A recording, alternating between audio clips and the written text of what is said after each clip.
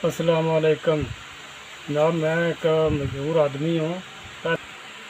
अस्सलाम वालेकुम, मेरा नाम मदर इकबाल है जी। 5 साल पहले मेरा एक्सीडेंट हो गया, मेरी लत मजबूर हो गई है। तो यह मेरी निकी जी दुकान है, छोटे छोटे बच्चे ने, तो ये कोई शै नहीं। इतनी की है आमदन 150 150 रुपया आंदा जिदा मैं दुध ले लेना। और गुजारा केड़ा होना, लगते लाए तो कोई भैन भरा चलता दे देंगे, मैं खा पी लेना जी। यह मेरी दुकान है छोटी जी, बच्चे भी छोटे ने, करन जोगा मैं कुछ नहीं है दुकान के फिर मैं की पा सकना। कोल कुछ होवे तो दुकान च सौदा पाई दा, फिर कुछ चलो चार आने आ जाते हैं। बच्चे भी निक्के ने, आ मैं मजदूर आदमी हाँ।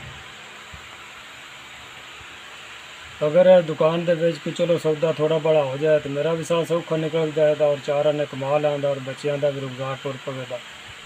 यही मेरी गल है जी। यही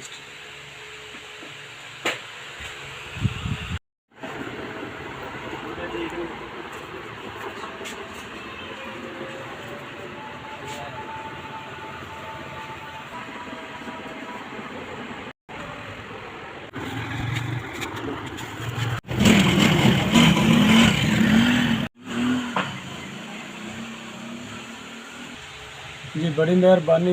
8,000 का समान लै दिता है, माड़ा बंदा ही। अल्लाह ताला तुम चौखा दे, वसदे रहो।